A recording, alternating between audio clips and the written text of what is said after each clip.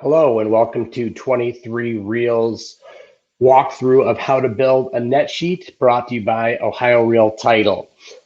First thing, what we're going to want to do is understand how and what we're going to need to build a net sheet. So a seller is going to understand what proceeds they'll walk away with. And then we're also going to look at how to quickly pull title fees for a buyer in a cash deal. The reason why I'm saying in a cash deal is because the fees that a buyer is going to have when they're involved with a title company and a lender are going to be dramatically different, and it wouldn't be really reflective of just the fees you're going to pull here. But in a cash deal, they should be very close to. So let's start by understanding what is arrears. Arrears is money that is owed and should have been paid earlier. So for example, real estate taxes in Ohio are charged and paid in arrears.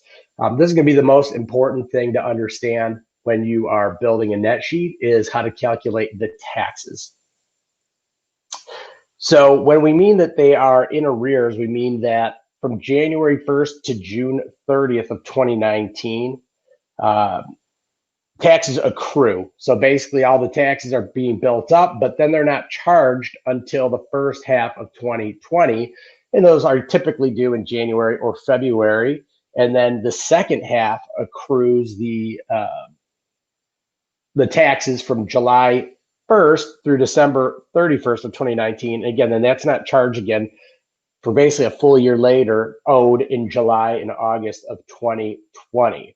So the taxes that are coming up due here in July of 2020 were actually the taxes that were accumulated back in July through December of 2019. So things that you're going to need to build a net sheet. Well, the first thing you're going to do is you're going to go to ohiorealtitle.titlecapture.com. If you already logged in, it should bring you right to the main account screen. If it does not, you need to create an account. But I'm just going to bring that screen right in here for us so we can get started. But the things we're going to need are all going to be listed inside of this. So let's go ahead and get started.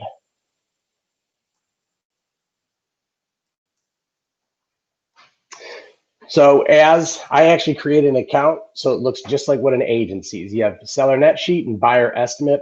What we're going to do is choose the seller net sheet. And I always use my old property address in Mayfield Heights as the example, 1598 Hawthorne Drive. And that's in Mayfield Heights, Ohio. Make sure that you click on this, because what this does is it's using, I believe, Google Maps, and it's locking in the address. Without locking in the address, you're not going to be able to set all the fields the way that you want to. And additionally, there are different fees associated with different areas up here in Northeast Ohio, and this app will recognize what's what. So for this, let's just go ahead and assume a sales price or an offer of $150,000. And we're going to use a close date of July 14th, which is 30 days from now. So that's what it is on. Well, since I'm doing it on June 14th, it's going to automatically default to 30 days out in the future, as you can see. So if you had a 45-day closing, you just go ahead and add 15 days, probably somewhere around here, the 27th, but we're going to use the 14th for this example, a 30-day close. Right here, I wouldn't worry too much about this field. This would be if they bought their house in the past 10 years and are eligible for a reissue rate. You could put in what the old policy was worth, or so whatever they bought that house for. But like I said, I wouldn't worry about that. We could figure that out for you. Endorsements, you guys aren't going to really screw around with that. That's something that we pre-key in. Mortgage payoff, you can put this in here. Sometimes I tell people don't. Sometimes I tell people to do so. What your client tells you is typically not the same number that we're actually going to pull once we're under contract and we have authorization to pull from their mortgage company. But let's just say pretty sure that they did a payoff, they showed it to you, and it's going to be $100,000. And then let's go down here, the next field, real estate commissions. You've got two different ways of doing it and different options within those. So you're gonna wanna click on these, even though it might default to flat, you're still gonna wanna click on flat if you're doing a flat. So let's just say we're doing a straight 7 commission, and let's just say an admin fee of $300, okay? That's the example we're gonna do, but I'm gonna wipe these out real quick. Let's just say you're doing it for a straight $5,000. You could change right here from percentage to dollars, and you could just go ahead and punch in a dollar amount, and again, some sort of transaction fee. Let's wipe that out again. Let's say you are doing a 7% and you're offering the buyer's agent 3%. So let's bring this back to the percents. You could show it as your 4 and the buyer's agent's 3. So you could do it a bunch of different ways, and it's going to calculate it on its own. So let's wipe this out again because I want to show you this other option, the graduated. Oftentimes you're going to maybe have deals where it's a 7-5. You're able to do that, 7 on the first 100, 5 on the back 100, or again, let's say a scenario where it was a 7-5 total, and you're doing a 4-3 for yourself and offering the buyer's agent a 3-2. And again, as the selling agent, the list agent, let's say your brokerage has a $300 transaction fee, that's where you would punch that in. But to keep it as simple as possible, again, I'm going to wipe all these out so it doesn't mess the system up. We're going to go back to flat. We're going to use the percentage. We're going to do a 7% and a $300 transaction fee. Homeowners Association, you can play around with this, and if they're current, you could go ahead and try to do some of these things. I would just say don't. You don't know if they're current. If you're doing this at a listing, you don't know when it's actually going to sell. So oftentimes I say leave this one alone. It is there if you want to go ahead and use it, but I say leave it alone. The next one here we have is the property tax, the good old tricky one. I'm going to bring in another screen here so we can look up the property taxes. I know oftentimes you guys are able to look in the MLS and use the taxes that are provided. I don't trust those. I do them myself every time. So let's go ahead and open this up. So each county has its own auditor's website. myplace.cuyahogacounty.us is for Cuyahoga County. You can look it up by owner, parcel, or address. We're going to do address here. And again, that was 1598 Hawthorne Drive. It popped up. It's the new owners.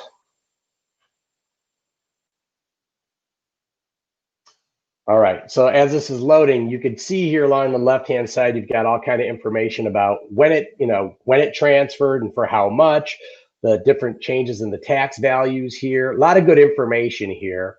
But what we're interested in is tax bill. So go ahead and click on that. The tax bill is going to bring you up to the best information that we need to find. So as you see up here, it says 2019 pay 2020. So just what I explained before with the taxes in arrears. So this new bill is going to be coming up here July, August timeframe. So what we're going to look at is they've got half year taxes, which is the main number we care about. Because if we go back to this screen, we're looking for the half year tax amount. So we want to be able to punch that back in. Pardon me as my screens want to fight with me. All right. So in this case, we see that the half year taxes are $1,395.76. What we do is we can see right here, 2 charges. So let's call it 1,400 and 1,400 roughly is about 2,800. So that looks right. They made the payment here. You'd see payment. If there was no payment made, it would say 0. And this is what the balance is. So these numbers are exactly the same as that. So they made their payment. If they had not paid and we're this far into the year, the county doesn't waste too much time in assessing penalties. You would see a first half penalty right in here, and it would probably be a penalty also for the sewer maintenance, which is an assessment to this particular property, as many properties have some assessments tied to them. So because we know that this is it right here, I'm just gonna copy and paste this. And we won't even need this anymore. So I'm going to X out of there. And I'm going to go ahead and drop in that number. So I'm not going to paste it twice. Sometimes the system's funny with commas and dollar signs and whatever. So I'm going to retype it in here. It probably would have worked fine, but I'm just going to retype it in again. So now I know. So what did we just discover? We have three options. Either no payments were made, which we saw that there was a payment made, or taxes have been paid for the entire year, or just the first half. So we're going to assume that the second half payment will not be paid before this one closes. If you had a September close date, you could find out if they're escrowing their taxes and find out if that payment's going to have come out by then. But right now we know first half taxes have already been paid, and that by the time this closes, the second half taxes will not. And here you have the option to add in anything like seller concessions or home warranty. I'm going to just say a home warranty for $425, and I will also add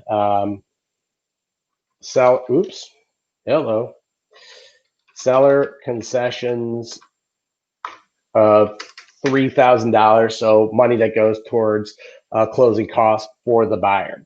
So at that point, we've set the whole thing up. We're going to go ahead and calculate. And the net proceeds would be $30,671. We're going to kind of walk through the things that we added in. So we could start up top, I think. Nope, doesn't show up there. When you print it, it shows the close date that you used. But right here, we put in a sales price of $150,000. Up here, we've got the property address.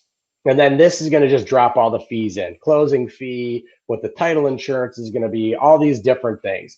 In this case, I know a lot of contracts automatically have some sort of water and sewer hold. Our default is 200. If it's going to be a little bit different, you could try to adjust back. You could either take it out as an expense or a credit down in the other seller expenses and credits where I added the warranty and the concessions. The conveyance fee is automatically calculated. The payoff that we entered in is $100,000. The listing broker commission, so $10,500 must be 7% of $150,000. And then down here is the brokerage admin fee that we added in.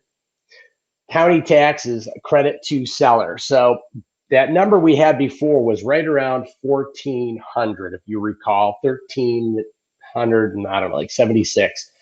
So because the second half tax payment was not made, we've got 1,400 that's due right now in January or July, right around the closing time, plus all the taxes accumulated from January 1 of 2020 until the close date, which we chose of July 14th, 2020. So that's almost another half year, almost exactly. That's why these taxes of 2882 look so familiar, because the total year taxes on that property were just shy of 2,800. So again, use a little reasoning, and that should seem like that makes sense. Let's say it was out in August and that tax payment was made. This would probably be like $1,400 less, but then the number would be a little higher because it would have accumulated more taxes into August. So it'd probably be like $2,000 owed to accumulate some more of those taxes. Down here, we've got home warranty $425. We input seller concessions $3,000, and again, it does all the math for you. Just understanding the tax is the hardest part. The rest of this is really just plug and play. Bring you back up to the top. A couple things you could do. I love printing as a PDF. So if you ask me to do one, I'll print it as a PDF. I'll attach it, and it's going to look like this. I want you to just see how it looks compared to that form.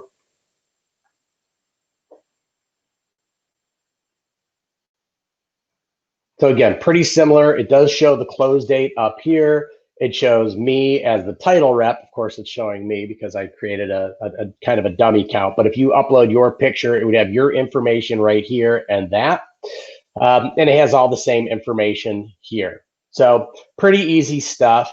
And like I said, that is what I would send to a client. It looks really good. You could also email it directly to the client, but oftentimes I find I'm doing these on my phone. I don't have the email available. I don't want to go back 15 screens.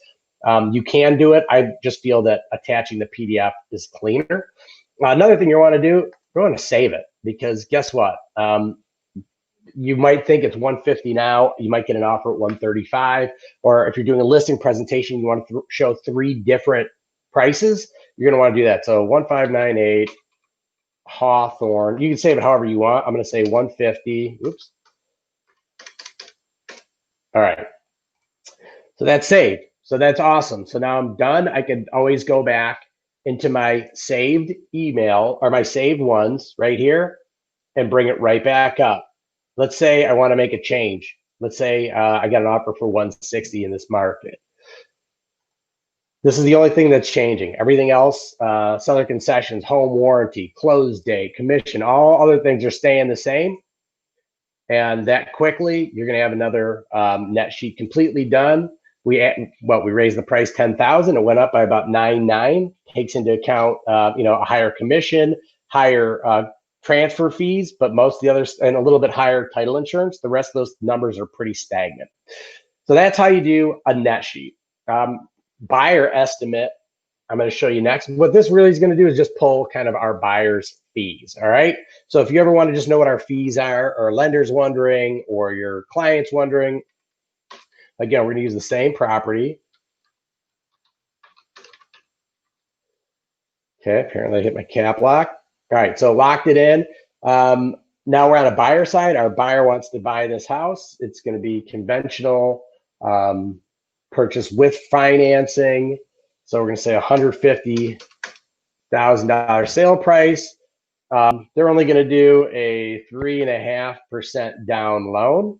So you just change that there and automatically change the down payment, loan amount. Again, you don't have to get too involved in all this right here. Typically I don't, but let's say they got a 3% loan. Close date's the same. All these other things you could go into. This creates a lot more work for you. You might want to add in the broker fee right there. But this is just a real quick way. I wouldn't use this as their loan estimate. I would just use this for this part down here. Once you get into the title cost, closing fee, all this stuff here is going to just quickly populate. Honestly, I don't like this form as much as I like title quote. So I believe you have this option for all estimates. The title quote's a lot quicker and a lot faster. It gives you guys less room for error. Because again, all you're doing is showing our fees. All right, here it is. Same thing, 150. Let's say they're putting 10,000 down for a number, loan amount, you're done. That's it. That one there is a lot quicker. And again, it's just going to give you the basic fees, which is what you want. Don't play lender, don't play title company, but you could share this and it shows both sides of the deal. So I hope that that is helpful. If you have any questions, of course, you can reach out to me. Here's my contact information, Rick Capretta at ohiorealtitle.com, 440-554-8472. And if you like this video, by all means, please subscribe to my 23 Real channel. And thank you for your time and hope that this was helpful. Have a great day.